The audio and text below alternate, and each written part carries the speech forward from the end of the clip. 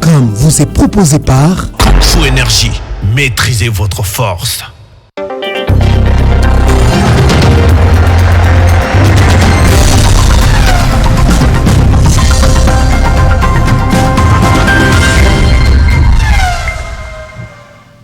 Pour une soirée bien calme sur Lubumbashi après ce match nul entre le TP Mazembe et l'équipe de Petro de Luanda. On va revenir dans cette explication où les Angolais n'ont pas dérogé à leurs règles depuis le début de la campagne. Mesdames, Messieurs, l'essentiel de l'actualité sera également composé avec les rendez-vous à suivre pour ce qui concerne la Ligue nationale de football et pourquoi pas, bien sûr, les résultats enregistrés au niveau de l'entente urbaine de basket de Lubumbashi. Nous vous convions à prendre des très bonnes dispositions pour cette édition qui s'ouvre par la Liga EA. Hier soir, c'était une autre soirée de l'ouverture de cette 30e journée du côté du championnat espagnol avec Cadix qui s'imposait devant Grenada pour cette victoire courte mais précieuse de 1-0.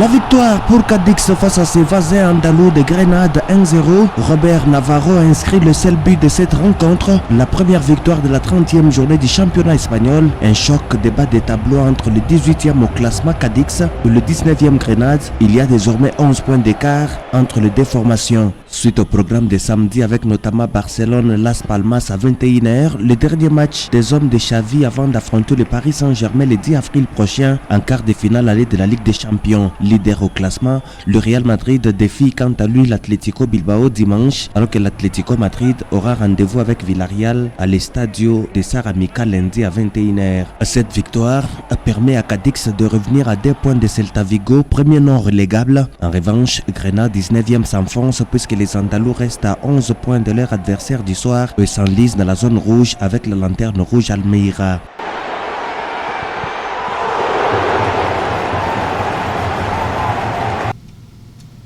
Allez, on va bien sûr rester du côté de l'Europe pour vous dire que la soirée était également chargée pour les débuts de la 30e et plutôt 29e et 28e journée du côté de l'Angleterre avec des matchs qui se sont soldés par des scores respectivement. Newcastle à St James Park était en train d'arracher sa victoire dans les derniers instants du match devant West Ham. 4 buts contre 3 étaient les scores à l'issue de cette explication. Bournemouth jouait la formation de Everton, 2 buts contre 1 pour Bournemouth qui a pris en tout cas les Toffees dans les derniers instants du match pour arracher cette victoire alors que Chelsea venait de se faire accrocher à Old Trafford par Burnley. 2 buts partout, score du match, 1 but partout entre Nottingham et Crystal Palace alors que Sheffield United pensait prendre les devants dans les derniers instants du match devant Fulham et puis c'était un match qui s'est soldé par une autre festivité des buts, 3 buts partout, score à l'issue de cette explication et les Spurs sauvés dans les derniers instants du match à la maison devant Luton Town pour une victoire de 2 buts contre 1. La soirée va se poursuivre avec Aston Villa Wales au programme et pourquoi pas Brentford qui va affronter Manchester United. On va quitter l'Europe pour cette fois-là prendre la direction de l'Afrique avec la Ligue des Champions. D'abord, de plus près, vous l'avez suivi, vous avez peut-être eu écho de ce match. Autant d'occasions, cette soif et cette envie de gagner ce match à la maison depuis cette campagne. Le TP Mazembe fait mieux, mais hélas, ils se sont heurtés devant une équipe infranchissable, le Petro de Luanda, qui ont donc joué leur 9e match sans la moindre défaite. Encore une fois, les TP Mazembe marqués à la culotte pour un score des 0 buts partout pour ce match aller des quarts de finale de la Ligue des Champions. Résumé, Lukito Kobinami.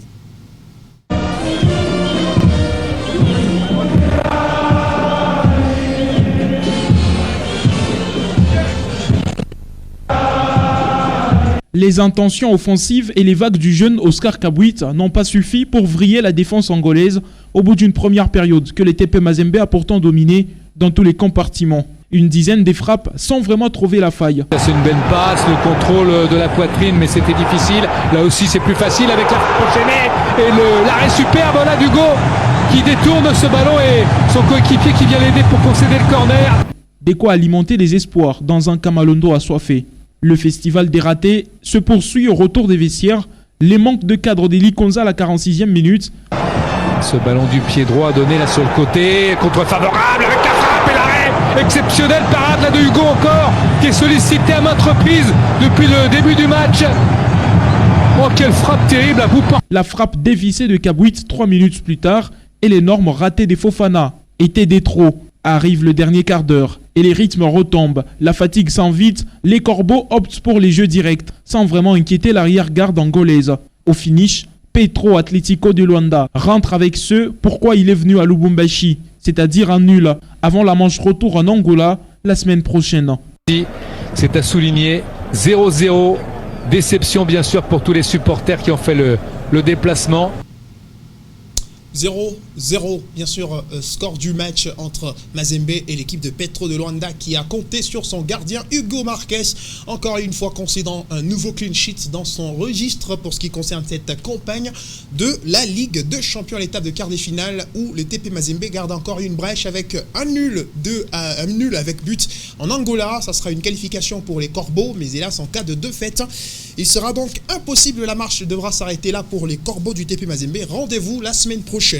Et pendant ces temps, hier soir, c'était l'équipe de Simba, les Nyekundu de Msimbazi, qui était en train de recevoir Al-Khali, qui se présente comme étant le véritable bourreau des saisons pour cette équipe tanzanienne. Au stade Benjamin Mkapa, ils se sont écroulés encore une fois par la plus petite de marque, mais importantissime pour le champion en titre, le National Al-Khali. جديد في القارة السمراء في رحلة البحث عن الأميرة السمراء رحلة البحث عن اللقب الجديد هنا وفي إطار دوري أبطال إفريقيا للعام 2024. Le géant égyptien s'est facilité la tâche en prenant son opposant à la gorge dès la 4e, au nez et à la barbe de son public, qui constate un spécialiste des coupes africaines de clubs réaliste dès la période d'observation. Ce centre de complications envoyé au Scompoto trouble les défenseurs congolais de Simba, Varane Inonga Baka qui peine à se dégager du pressing. Il retarde tout de même l'échéance, mais l'action va finir au fond des filets. Ahmed Nabil Koka a ainsi cueilli à froid les locaux 1-0. Les Égyptiens qui ont effectué le déplacement de la Tanzanie pour la circonstance exultent.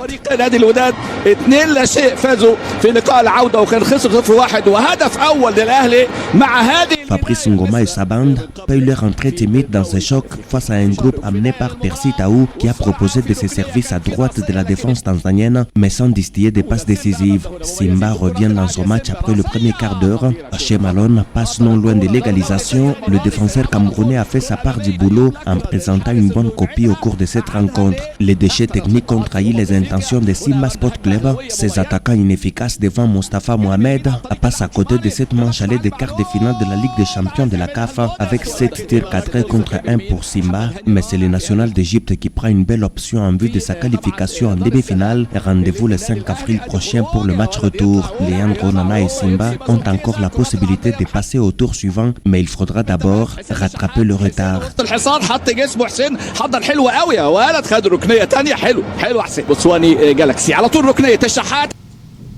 Les deux autres matchs de ce Final 8 sont à suivre déjà ce soir sur les coups des 19h. Young Africans, plutôt de 20h, de Lubumbashi. Young Africans jouera Mamelodi Sundowns, le Brésilien d'Afrique. Et l'Espérance sportive des Tuiles va clôturer cette journée du 30 mars par cette confrontation à la réception du mur jaune et noir ivoirien. Ici on parle de la SEC Mimosas avec au sifflet Jean-Jacques Ndala qui sera au sifflet de cette explication, comptant pour les quarts de finale de la Ligue des Champions. Ça va se poursuivre également ce dimanche. Le rendez-vous dominical sera consacré essentiellement à la Coupe de la Confédération, la C2, avec Rivers United qui affrontera l'USM Alger, champion en titre et en course jusque-là pour aller chercher peut-être notre sacre, sans Abdeslam, leur coach.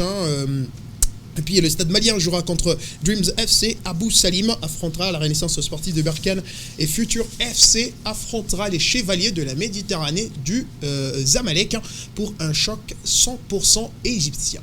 On va quitter cette fois-là la Ligue des Champions et la Coupe de la Confédération pour s'installer de plein pied en Ligue nationale de football. Le programme de ce dimanche voit le choc entre Maniema Union et l'AS Vita Club, alors que Lupopo affronte déjà le jeudi 4 avril prochain les Kamikazes de Lubumbashi Sport, la seule équipe qui lui aura battu tout au long de cette campagne de la 29e édition de la Ligue nationale de football, alors que le cercle sportif Don Bosco jouera contre l'AS Dauphin Noir en cette même date. Et le classement qui est donc à voir. Ici, le TP Mazembe qui trône jusque-là malgré les différents éléments d'épreuve avancés par l'équipe de Dauphin Noir pour être rétabli dans ses droits. Mazembe garde d'abord la tête avec 12 points en attendant les nouvelles décisions. Avec Club 9 points également pour les Aigles du Congo qui sont désormais 3e avec ce coup de grâce, bénéficiant bien sûr de ces avantages liés au forfait infligé à l'AS Dauphin Noir. Et puis Lupopo vient à la 4e position. Maniema Union qui jusque-là est 5e après avoir quitté la 2e position à l'espace de quelques matchs seulement de ses adversaires et concurrents directs dans la course de place qualificative des interclubs de la CAF. 4 équipes en 9 points jusque-là, donc avec Club et les Aigles, Lupopo ainsi que Maniema Union. Lubumbashi Sport avec 4 petites unités, suivi de l'AS Dauphin Noir après avoir été déduit de ces 4 points, dont le point du match nul contre l'équipe Mazembe, la victoire contre les Aigles du Congo, et le cercle sportif Don Bosco est bel et bien au fin fond du classement.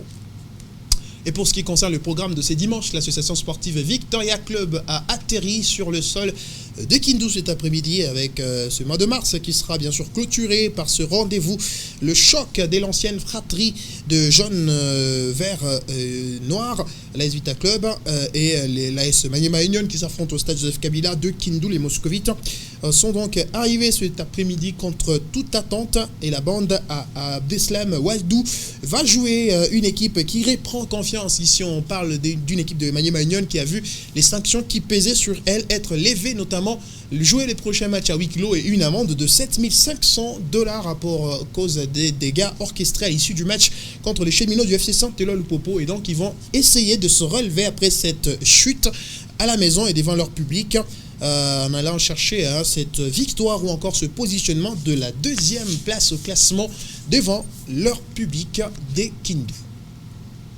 On va poursuivre cette édition du journal avec ce forum de femmes, premier forum de femmes des sports à Lubumbashi, dans la salle Aroupé. Une occasion pour celle-ci, donc on parle de toutes les femmes évoluant dans ce domaine, journalistes ou encore pratiquantes, de s'enrichir en tout cas en termes d'enseignement et des contenus. Reportage de Félix Mwenze Mujinga.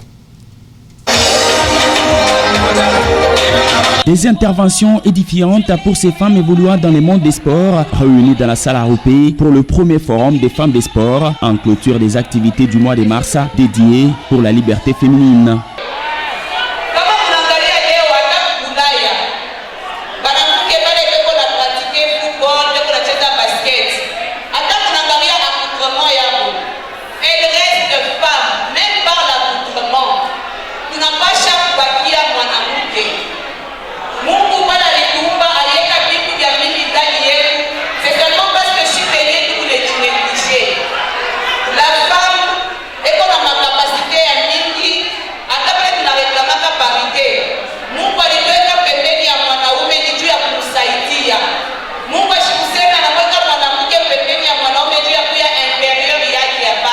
Elles étaient plusieurs de chaque catégorie sélectionnées dans chaque discipline afin de pouvoir débattre autour du thème femmes et sport, égalité et parité en RDC. La conclusion que nous trouvons par rapport à l'héritage du sport, il faut retenir que tout quand même l'héritage. Tout l'héritage du sport féminin, il va mourir. Maman, il va héritage. Et donc pour ça encore, applaudissons pour cet héritage. On va applaudir pour cet héritage. Pour l'initiatrice, Mimi Faïl Kavuvakakwata, ce premier forum des femmes des sports devra permettre à la femme congolaise évoluant dans ces domaines de pouvoir se décomplexer et réussir à s'en sortir en recherchant l'égalité et la parité de cette catégorie des femmes de la République démocratique du Congo. Dans un partage purement sportif, cette frange des femmes des sports de la RDC se sont bien régalées. Initiative des femmes journalistes de Lubumbashi. On va finir cette édition du journal avec l'essentiel à retenir pour les résultats de la poursuite de l'entente urbaine de basket de Lubumbashi cet après-midi. Des résultats qui ont été enregistrés en vue. Ajax a affronté Imara pour 54 contre 50, alors que Lupopo chez les dames a affronté Marcomeno. Victoire de Marcomeno avec un écart de 3 paniers, donc 50 contre 59.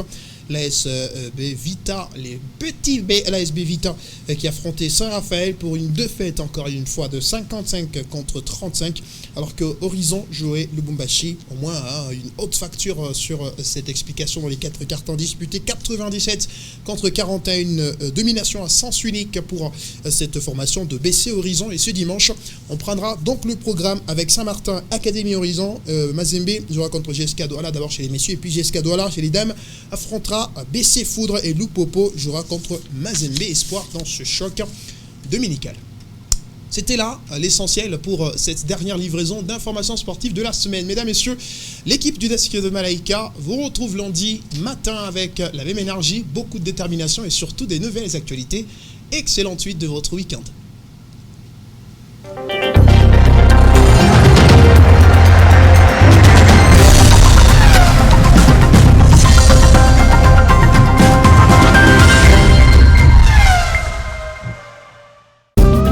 Ce programme vous est proposé par Kung Fu Énergie, maîtrisez votre force.